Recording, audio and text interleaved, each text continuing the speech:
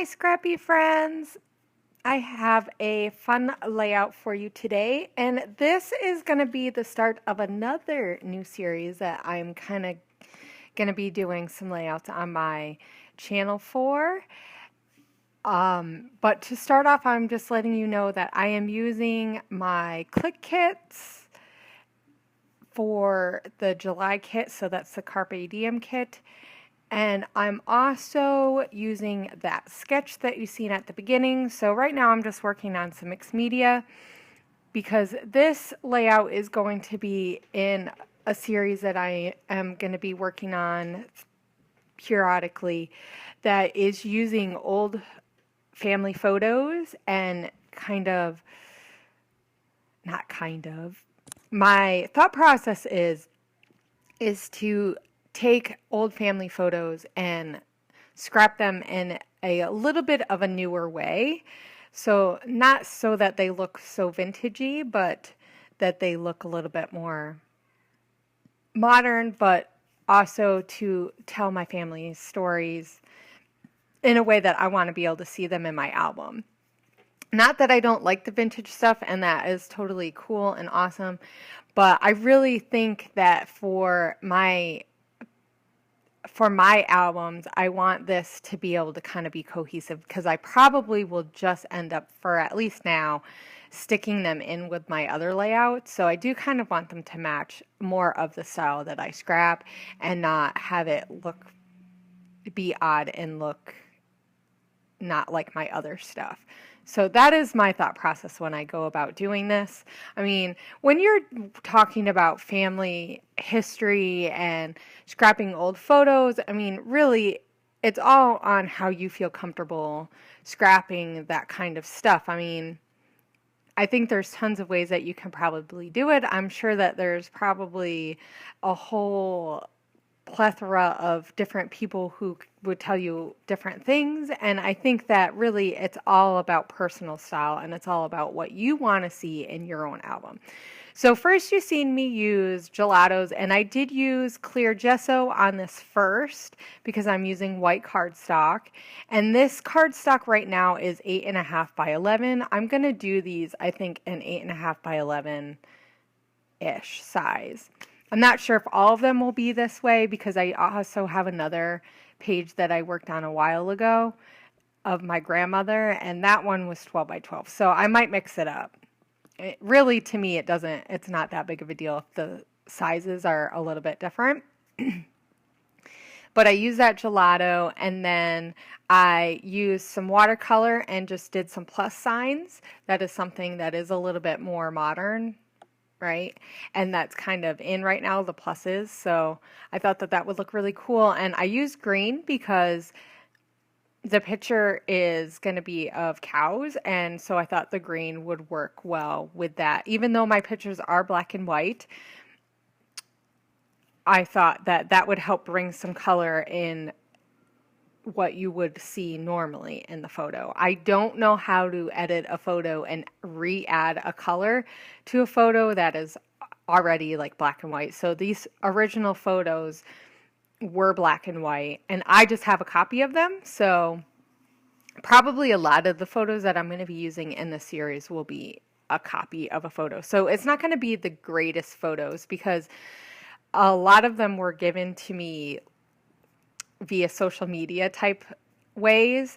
And so I think that makes it harder because when you're taking it off of, like, say, a Facebook gallery from your family, and then you put it on your computer, it might look okay because of whatever the resolution on your computer is. But then once you take it and you put it on a picture and you print it, to me it just doesn't look the same as if you had either just taken a copy from your own, a copy of it and just printed a copy from the original, or that kind of thing. I'm okay with the photos not being perfect. I think that this is going to add to that vintage look with it still being more modern. And I really like the colors in this click kit, which is why I decided to use my Click Kit because I really like those black and whites with the pops of color. I think that this is really, especially with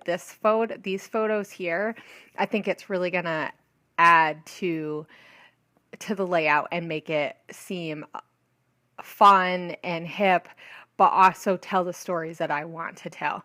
Now, I will admit that this is not quite finished because I don't show the journaling and I don't have the journaling all done yet.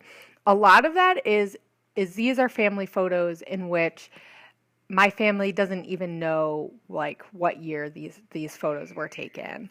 I have a guesstimate because I have an idea of, when this person was alive.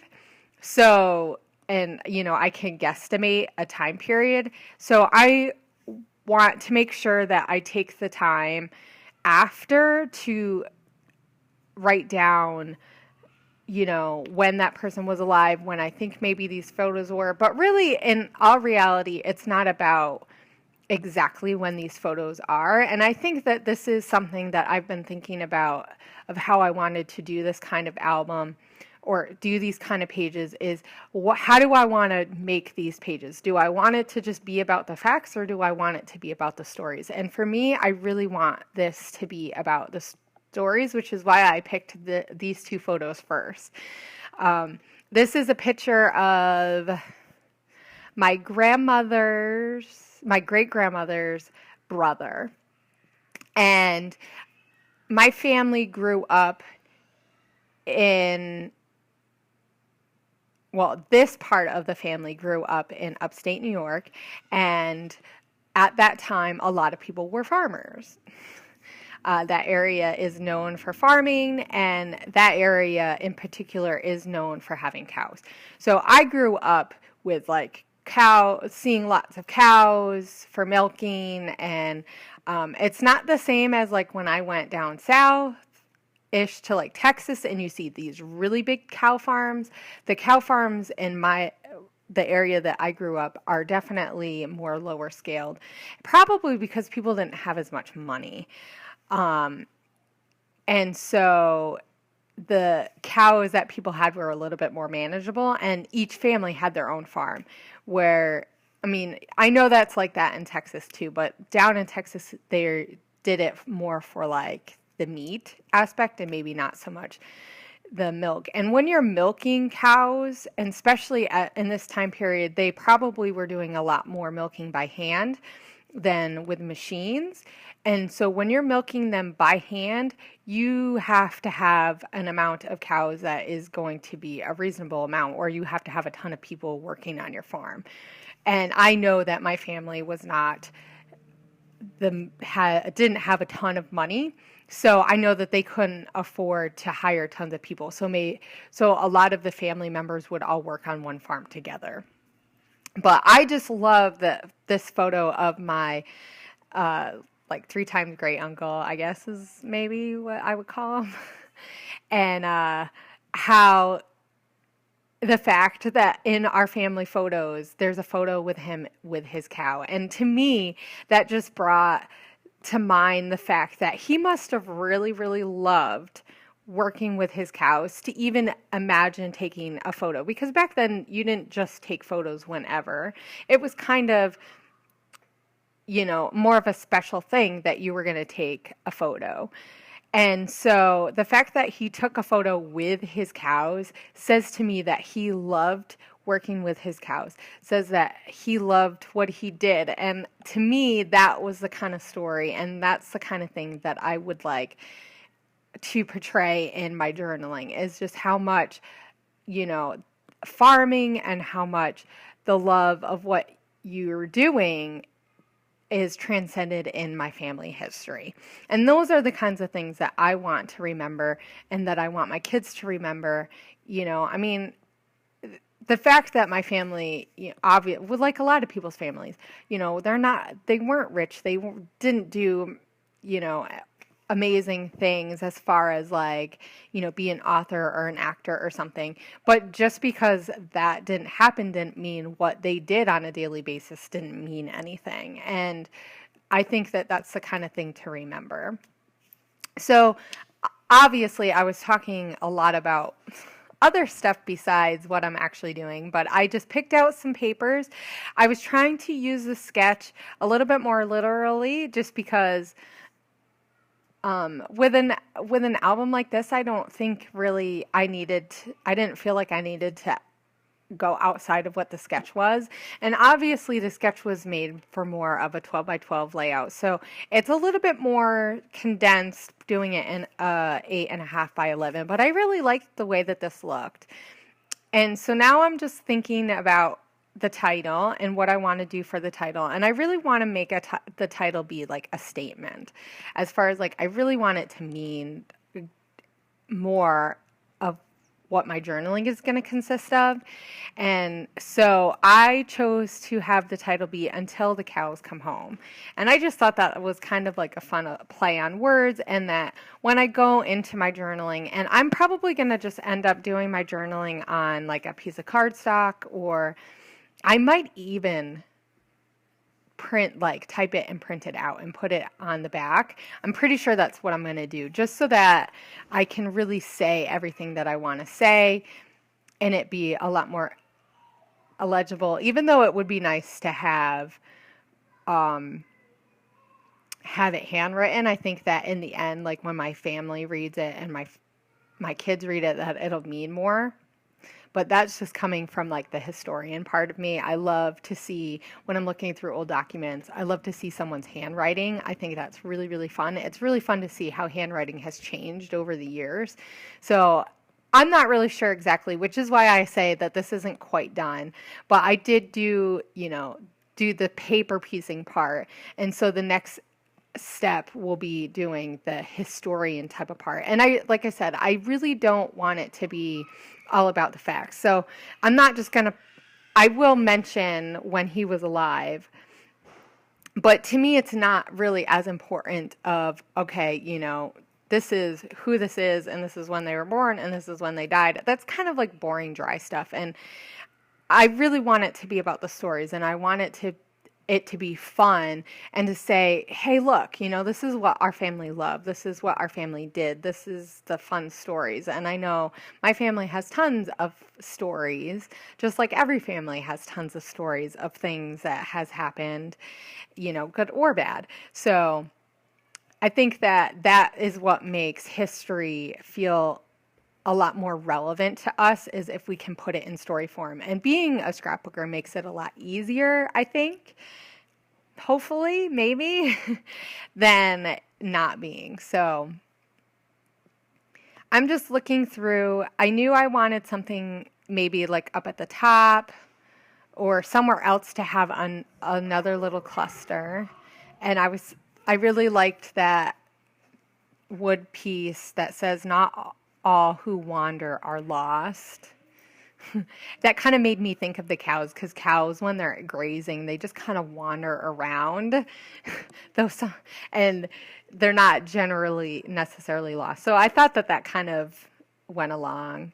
I'm using some Teresa Collins, and all this stuff, like I said, is from Click Kits. Most of it is from the July kit, though I did add some stuff from the June kit, which is Dream Quest.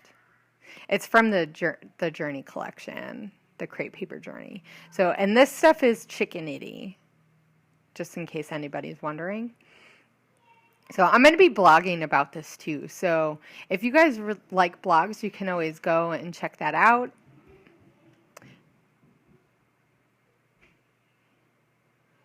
But so I was looking through the Maggie Holmes stuff because I know that she has a more vintage feel, and I thought that maybe I could use something. But the only thing I found was a piece of vellum with like green on it, and I thought that kind of tied in some of the green, because down at the bottom I have that Chickenity heart.